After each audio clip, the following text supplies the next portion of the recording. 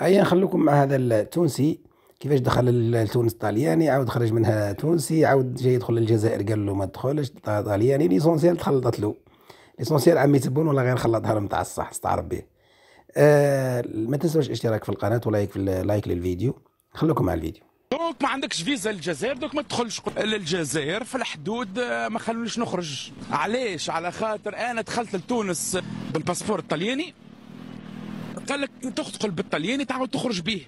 قلت له والله يبارك نخرج من تونس بالباسبور الطلياني على اساس انا مواطن ايطالي في المانيا في تونس. حسيلو عملت هكا، قلت له خليني نخرج تو ندخل الجزائر باسبور تونسي. قال لك لا، اللي بتخرج به من هنا هو اللي باش تدخل به الجزائر. قلت له انت تحكم في بلادك، ما تحكمش في بلاد الغير.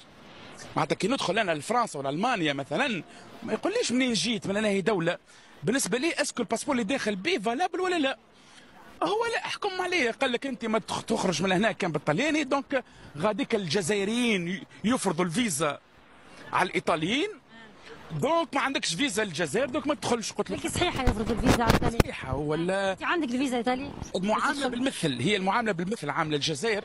لكن انا بيان سور ما عنديش فيزا للجزائر، خاطر انا معامل باش ندخلها بالباسبور التونسي.